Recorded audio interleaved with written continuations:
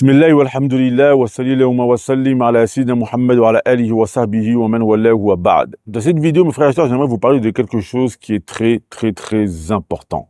J'ai vu beaucoup de couples, beaucoup de foyers, beaucoup de familles être fragilisés par le point très important que je vais aborder dans cette vidéo après avoir fait la hijra.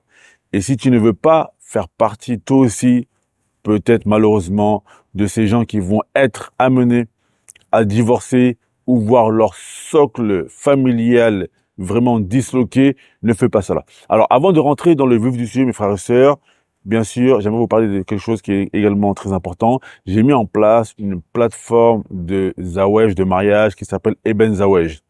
Si par exemple, tu es originaire de la Guinée équatoriale, du Gabon, du Togo, du Mali, du Sénégal et consorts, et que tu aimerais épouser par exemple une fille de chez toi, ou tout simplement une femme à la peau ébène, une femme noire, la plateforme Eben Zawej est faite pour toi. Et d'ailleurs, même si tu es originaire d'autres contrées, et que tu es intéressé par une femme noire subsaharienne ou de l'Afrique du Nord, la plateforme Eben Zawej est vraiment l'endroit où tu dois te rendre. Il y a, machallah, plein de sœurs qui sont sur cette plateforme et qui n'attendent que leur prince charmant, bi'izna tabaraka wa ta'ala. Alors, pour revenir au vif du sujet, j'ai vu beaucoup de couples, beaucoup de frères être amenés à divorcer ou tout simplement voir leur socle familial être disloqué parce qu'ils ont fait une grande erreur durant leur hijra.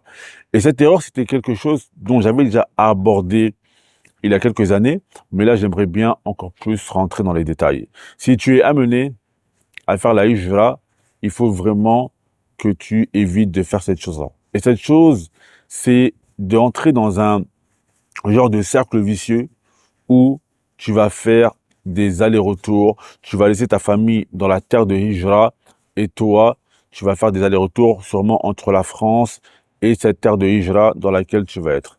Je t'explique tout en détail.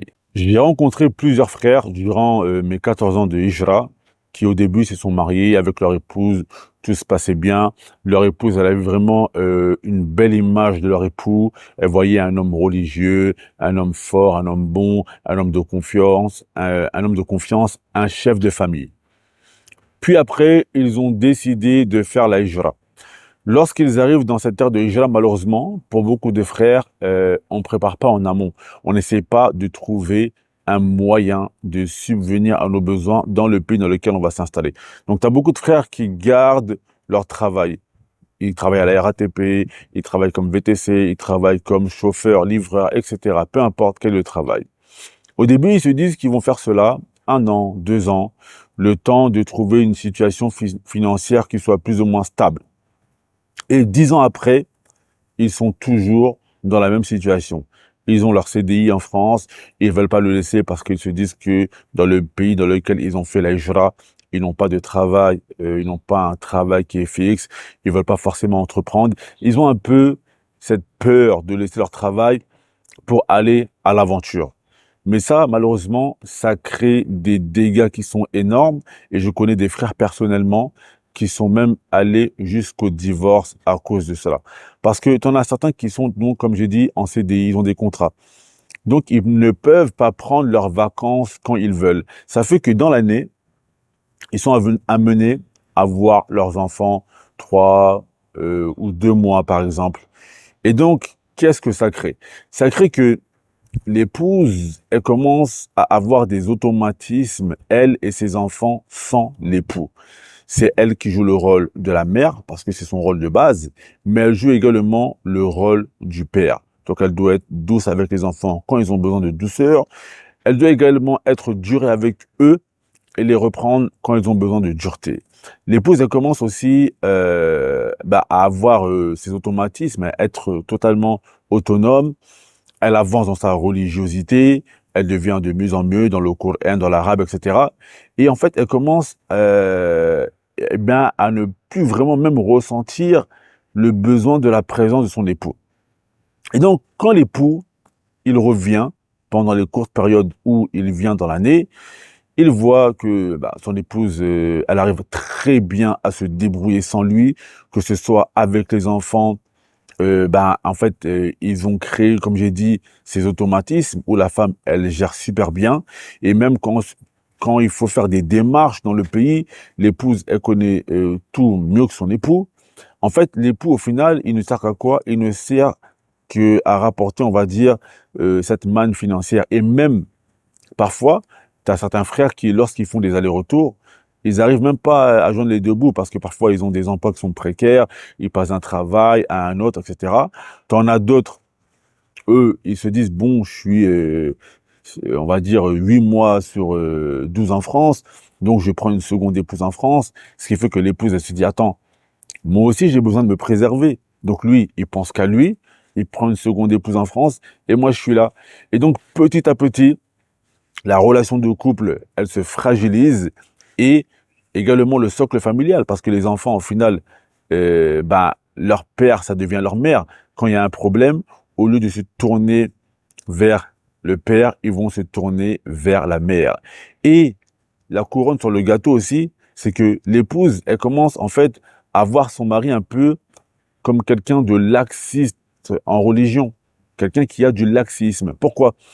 Parce que elle, comme je disais tantôt, elle avance dans le Coran, elle avance dans l'arabe, elle avance dans les différentes sciences, vu qu'elle est dans un pays musulman.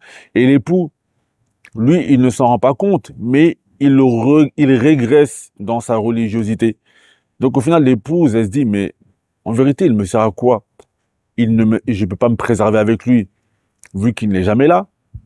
Pour les enfants, à quoi ça sert que je reste même avec lui pour les enfants, vu que les enfants ne le voient jamais et les enfants se sont habitués à son absence. Donc, en vérité, il me sert à quoi si ce n'est qu'à l'argent?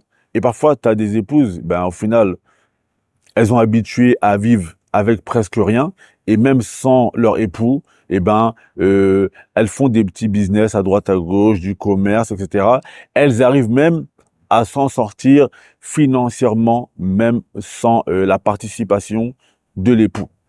Donc, au final, tu te retrouves avec des couples qui sont soit fortement fragilisés par l'absence de l'époux, et l'époux, en fait, lorsqu'il vient, il a l'impression d'être transparent, il a l'impression d'être transparent, ou soit t'en as d'autres qui finissent par divorcer, et c'est malheureusement ce que j'ai vu chez plusieurs couples. Donc le conseil, mes frères et sœurs, que je voulais vous donner dans cette vidéo, c'est que cette situation où vous vous projetez dans une hijra, où vous allez faire des allers-retours, c'est vraiment quelque chose à éviter. Je ne dis pas que c'est interdit, qu'il ne faut pas le faire, parce que parfois vous avez certaines femmes qui arrivent à patienter. Mais en fait, il faut que les hommes, vous sachiez écouter vos épouses. Si votre épouse vous dit qu'elle préfère rester dans la galère, elle préfère votre présence avec peu d'argent que votre absence avec de l'argent, écoutez votre épouse. Car si vous n'écoutez pas votre épouse, ce qu'il va se passer, c'est qu'un jour, à force qu'elle vous répète incessamment que votre présence est plus importante pour elle que l'argent que vous pouvez amasser en France, ce qui va se passer, c'est qu'un jour, vous n'allez pas le sentir, mais elle va décider de partir. Alors, elle va d'abord partir mentalement, et ensuite, un jour, elle va décider de partir physiquement. Et lorsqu'elle va décider de partir physiquement, là, vous ne pourrez pas la rattraper. Donc, sachez, écoutez vos épouses. Si elle vous dit qu'elle préfère votre présence à l'argent que vous pouvez ramener de France, écoutez-la. Parce que le jour où elle partira, il sera vraiment trop tard pour la rattraper. C'était le conseil que je voulais vous donner dans cette vidéo. Écoutez-le, il est vraiment important. Ça pourra éventuellement sauver votre couple et votre mariage, car j'ai vu malheureusement beaucoup de frères aujourd'hui qui se mordent les doigts parce qu'ils n'ont pas écouté leur épouse. Wallahu ta'ala a'la wa a'lam wa salamu alaykum wa rahmatullahi wa barakatuh.